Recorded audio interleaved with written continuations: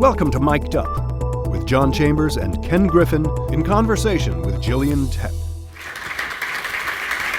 Well, good morning, everybody, and welcome to a session entitled Mic'd Up, a conversation with John Chambers and Ken Griffin.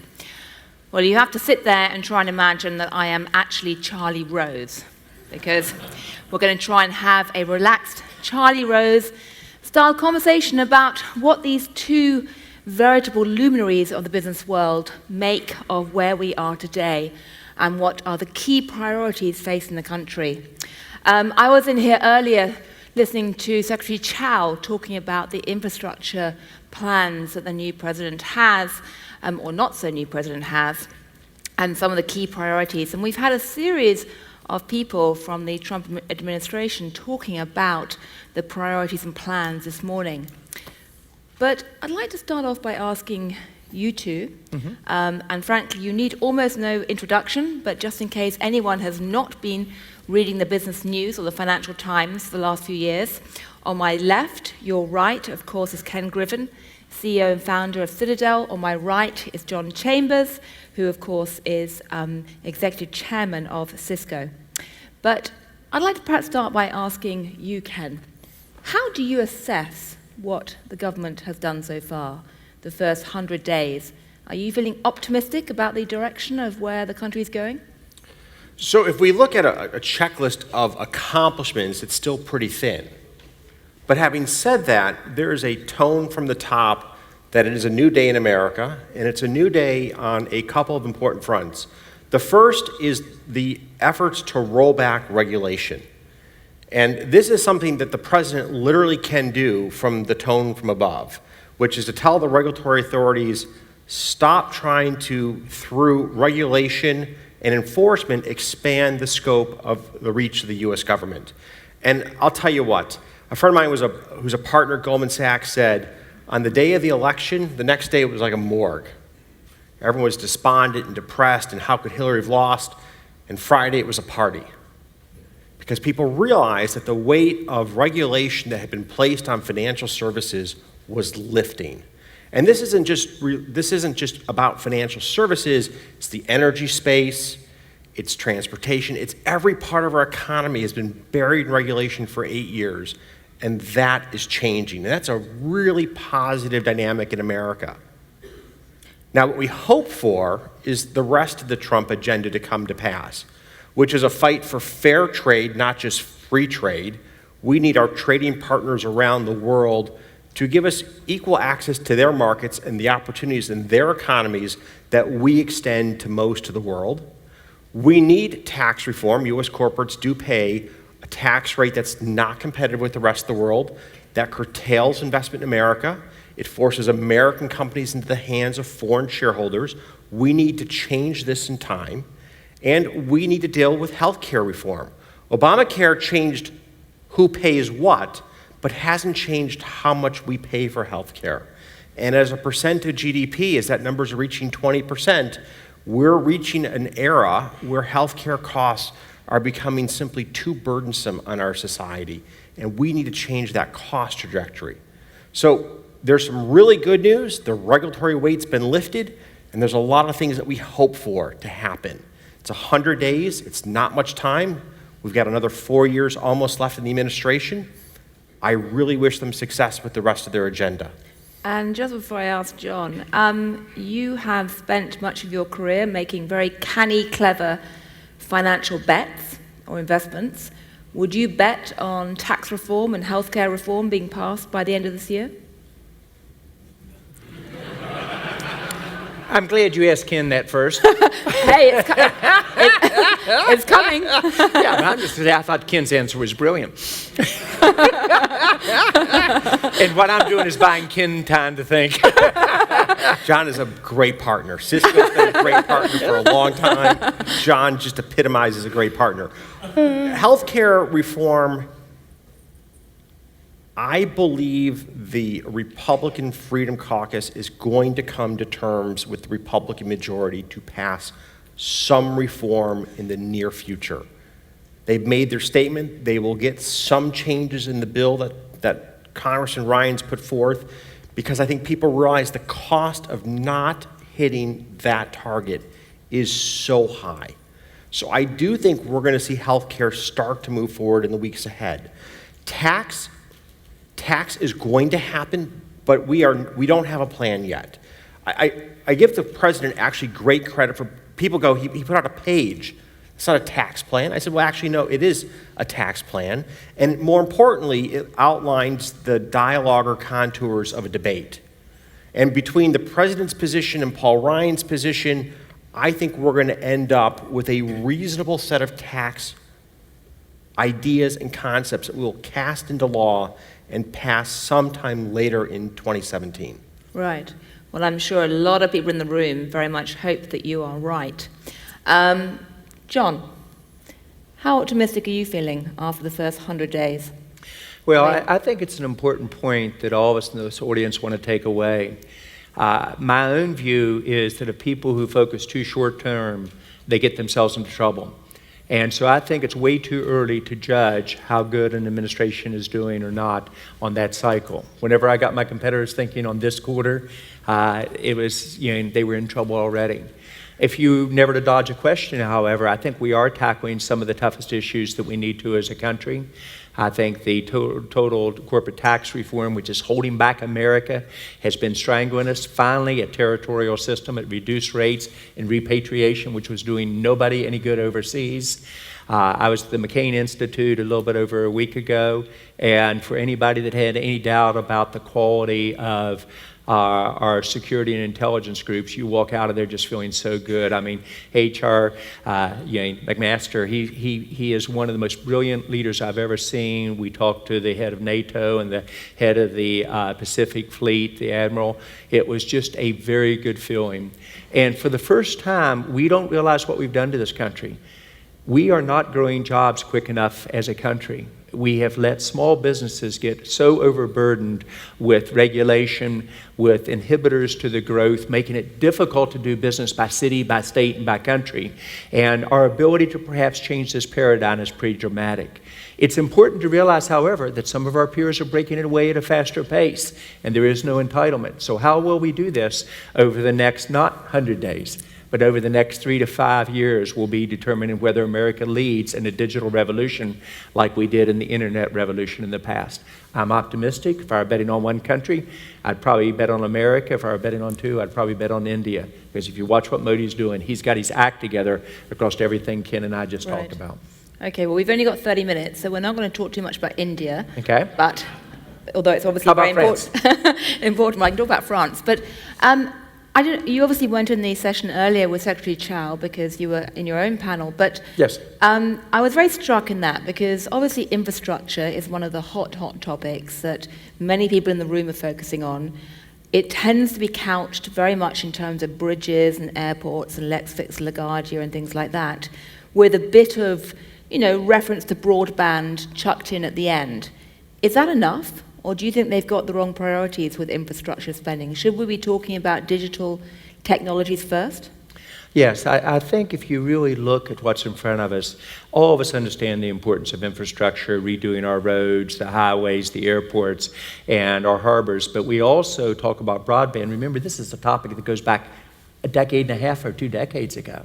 It's about getting affordable broadband to every American at a very low price point. And as you do this, and we aren't talking about India, but I will talk about what they're doing brilliantly, is you understand your whole country's drive can come off of a digital agenda. They've got to generate 1.2 million jobs a month. 1.2 million new jobs a month. They are looking in India. In India. They are looking at how they transform their whole country with a digital agenda.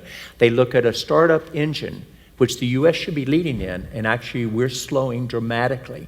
You look at only 90 companies going public on the NASDAQ last year, maybe 125 at best case this year. We normally run 200 to 250. To generate 25 million jobs, we need to run 300 to 500. What they're doing is combining these all in an architecture. And so very often, I think it's important to say America should lead here. I think we will over time. But I think there are a lot of others that we can learn from in terms of the direction. So essentially you're saying that President Donald Trump should go on a fact-finding mission to India. What I'm really saying is we can learn from each country. India Right. used to be a slow follower and the last place you go for innovation. There is no entitlement. And I was teasing you about France. Guess what the startup nation in Europe is? It's France. It's important that we move now to free up the hurdles of what's caused this country not to grow at the rate we can. We should be growing at 4% GDP. We should be able to generate 25 to 30 million jobs. I'm optimistic that we will, but it takes a total plan, and it takes a new administration time to learn in terms of what's possible. So I think the stock market said it pretty well, and Ken, you're a believer in this. And the stock market is optimistic with a little bit of caution, but Stock market's optimistic, Stock market's very optimistic. very optimistic. Potentially too optimistic. Perhaps. I mean, one of the challenges that we do face is we're now a solid, arguably 5 to 7 years into the recovery, and no matter how much the president tries, we can't suspend the law of the business cycle. And when that next recession comes, is that in 12 months, 18 months, or 24 months, no one knows, but it's going to come. I think what's been frustrating about this recovery is it hasn't been as strong as it needed to be to raise real standards of living. agreed. We don't actually have 25 million people more to put to work. Unemployment's already in the low 4s. But what's been frustrating about this recovery is we haven't created enough high-paying jobs in our country. And in terms of the priorities for the infrastructure bill, I mean, do you think they are the right ones? I mean, do you think we should be talking more about digital technologies? So here's where I think John and I may just disagree a bit. I Terrific. think We can have a the debate. private sector in the United States has been incredibly good at delivering the new era of digital technologies to American businesses and consumers. Are we the best in the world?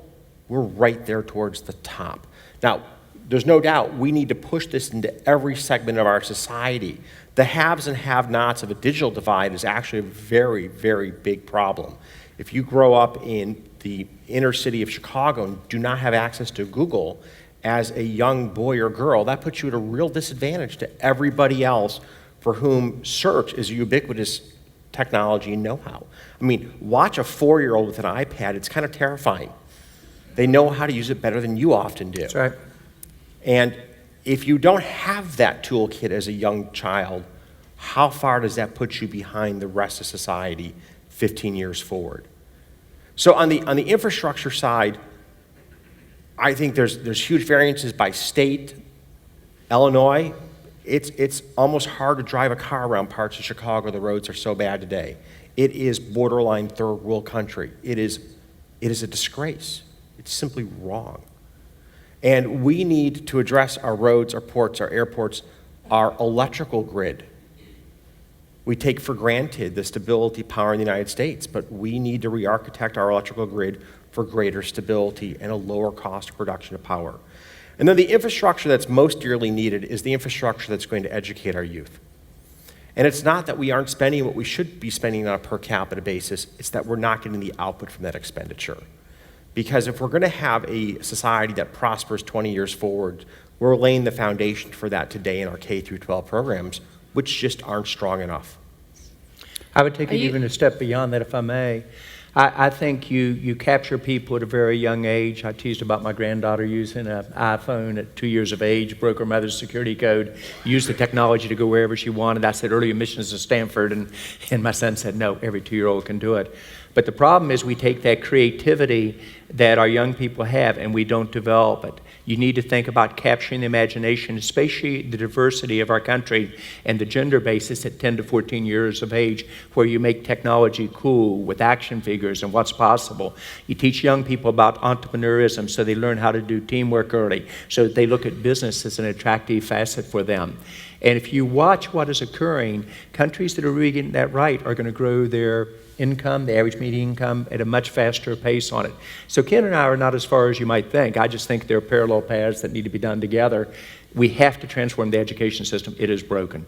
I've talked to the top universities in our country. We really are not preparing our jobs for where the jobs of business are at the pace we needed.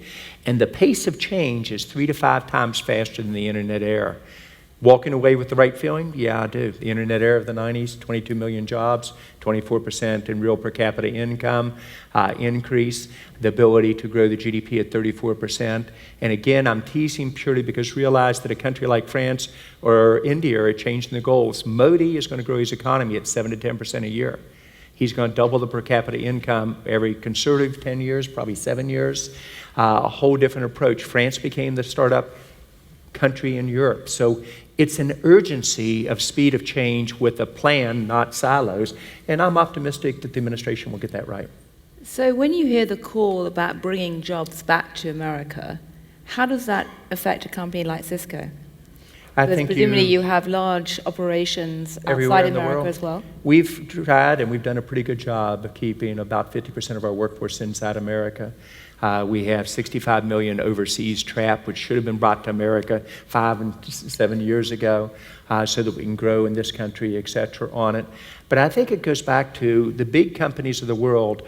Keeping jobs here is important, but the real job engine of this country in the future will be all small to medium business getting bigger. And I'm cautiously optimistic big companies might add to that, but the average big company won't last more than 16 years. 40% of the Fortune 500 will probably be gone in 10 years. The transition you saw from Amazon, Walmart, which took 21 years for Amazon to pass Walmart, the transition you saw literally in terms of what occurred with Tesla passing GM in market cap took 14 years. With Uber, a different business model surpassing literally Tesla's value in 7 years. You know what that means. The next generation is going to surpass the incumbent in 3.5 years. We have to design for that speed. It's something we should not have a fear of as a country, but we've got to think how you do education, how you make it easy to do business in this country, a small business. It is unbelievably hard, and I do think the administration's headed the way on the regulations. Right. I'd like to ask you about the financial regulation in a minute, but before I do, can you get all the skills you need to inside America? What's interesting is you spoke about the number of jobs that Cisco has in the U.S. versus the rest of the world. And of our roughly 20 offices, just over half are outside the United States. So about the same. But what has made Citadel, and I'm sure it's true for Cisco, so successful is the number of really brilliant people that we've brought into the U.S. from abroad. A number of the most senior partners at Citadel, literally in the top 5 list, are not born in America. But they came to America as their home. They came here for their education, they put down roots here, and this became where they had their family and their careers. And they're incredibly driven and capable individuals. You spoke about Tesla. Elon Musk is from South Africa. So are you worried about the increasing hardening of the language against non-Americans? I'm terrified because our entire country Speaking as someone with a British accent. Our entire country is built on the work ethic and ambition of immigrants. Including the Brits. But if you use the number that parallels over, 40% of the Fortune 500 was founded by an immigrant or an immigrant's children. And if you watch why we are taking people with master's and advanced doctorate degrees, and instead of stapling a green card to their diploma, we send them back home, this is insanity. I was in Washington last week, talked to the House leadership, both Republicans and Democrats, the Senate leadership, Republicans and Democrats, and the White House. This is something there's actually a consensus on, is we ought to find a way, especially for high-end immigration, to be able to make it happen. But where you're leading us, these can't be done in silos. We've got to say the U.S. has the capability to be the innovation nation of the world. We've got to pull our country together toward those common goals and say, how do we do it at a much faster pace? You've got to do education at the same time you do small business, at the same time you do major taxation changes, et cetera, and create this as the best place for immigrants to come because they're going to found a large part of our countries and generate jobs in America. But Ken, do you think business has spoken loudly enough to the president about the need to not take a hard line on immigration? Because in private, I hear numerous CEOs saying exactly what you're saying. This is madness to be essentially scaring off bright immigrants. And yet, the question in my mind is, in between all the applause for tax cuts, deregulation, is business willing to stand up and actually say, no, we need immigrants? So I think it's important to remember, this is a White House that has brought the business community into their 4 walls to listen. And one of the first meetings that Trump did was with the leaders of the technology space, who are by and large all diehard Democrats. But let's get together and let's talk about what we need to do to make sure that the tech space in America thrives. And there is no doubt in that room he would hear the same commentary. There is no doubt. Everybody who runs a technology-leaning organization in the United States appreciates just how important both the skills that we have amongst our American population is, but of equal importance, the skills amongst the foreign populations are the success of these businesses. So I think he's got this message loud and clear. You know, what's interesting, Julian, one of the original topics was artificial intelligence and machine learning for this group. You are going to see, as this new digital wave comes at us, probably at least a third of what everyone in this room does will be replaced by this type of technology. And it's so important to really train us to where we add more value as we move up the food chain. It becomes even more important because of the job displacement that could occur at the lower income level. People making less than $20 an hour might be even more dramatic. So this is why retraining our workforce, thinking about how do we get a new generation of job creation going on, and tying all these various silos together toward an outcome become key. Right. And if you look at that machine learning know-how, Carnegie Mellon in the United States is clearly a leader. And we were talking about where to recruit this know-how.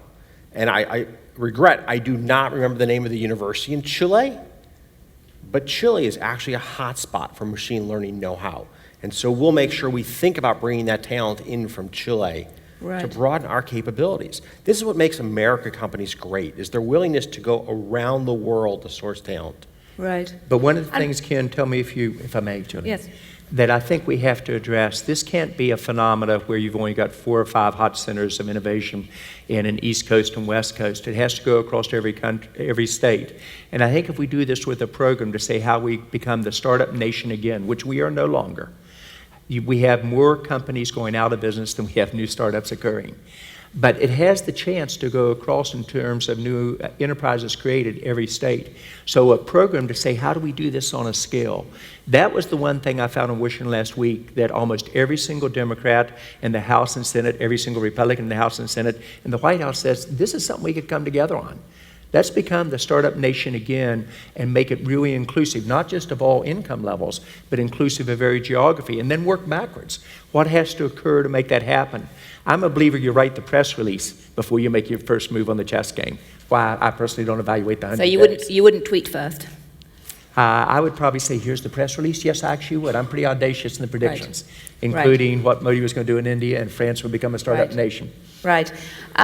Financial deregulation. We heard from Secretary Mnuchin this morning suggesting that financial deregulation would come after tax reform, which may suggest it'll be quite a while.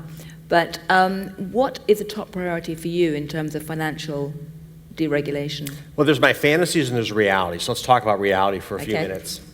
My fantasy is we'd actually break up the big banks. That would infuse more competition in our financial services landscape. And it's almost forgotten in our rhetoric of American business. What drives innovation and which drives competition or creativity is competition. And anytime a market becomes overly concentrated, you reduce the incentives for innovation and creativity that are driven by the need to win, to stay in business. So first of all, big picture, I wish we would end too big to fail within our banking system, but we're not. So let's talk about what we should do. We should reduce the amount of burdensome regulation on our large banks that has been created over the course of the last 8 years. One thing to keep in mind, though, is in contrast to Europe, 80% of all money borrowed by American companies is coming from our capital markets. In Europe, it's the reverse. 80% of all the money in the European corporate system is coming from their banking system. We've done a great job, and really Michael Milken is one of the pioneers that made this happen. We've done a great job of democratizing how companies raise money.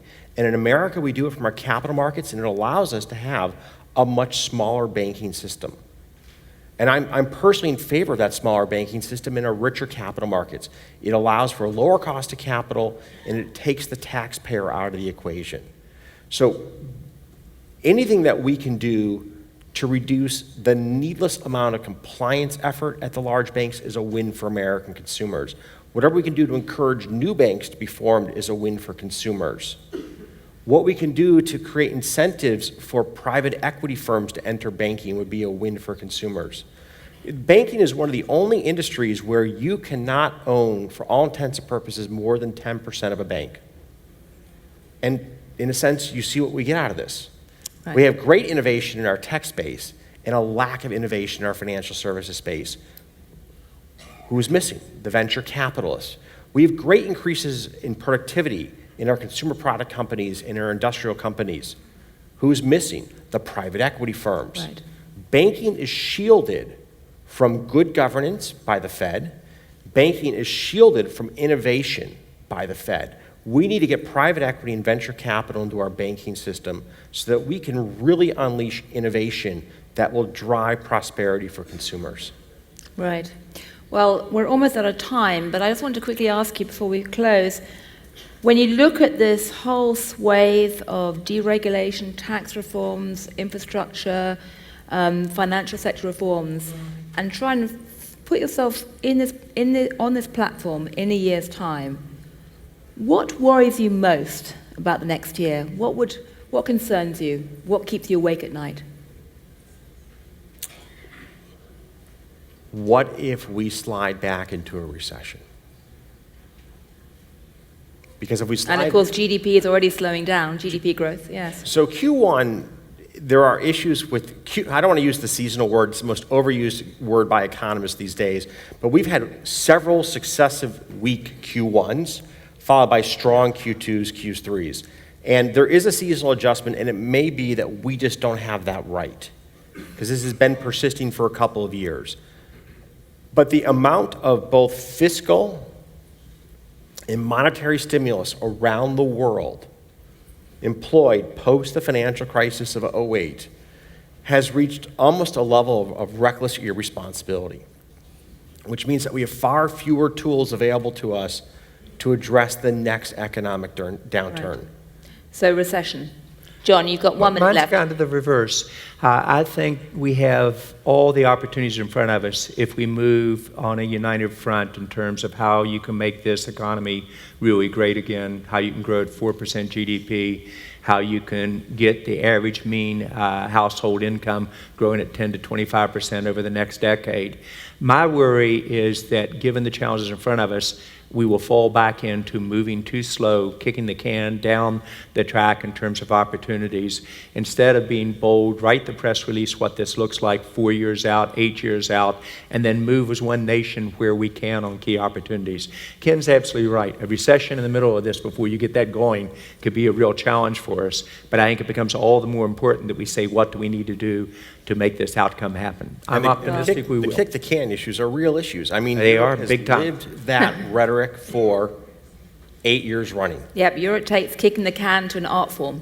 To an art form. And if we look at the rhetoric between the EU and England right now, I think it's still called the United Kingdom, but yes, it's just about. it is insane. The Yeah. last thing we need is a pan-European trade war on the back of England trying to unwind, the United Kingdom unwind its relationship with the EU. I could not agree more. Last Anyway, thought, there is no entitlement. We should win, but let's not leave it to chance. right, well, I'm told I have to wrap now. Hard to summarize, I'll simply say we started by noting that the stock market is very optimistic. I think you two are cautiously optimistic, but there's still a very long to-do list, and there is a lot of potential challenges ahead. So thank you both very much indeed, and now I'm handing over to the second half. Thank you so much. Thank you. Julian, thank you. Thank you.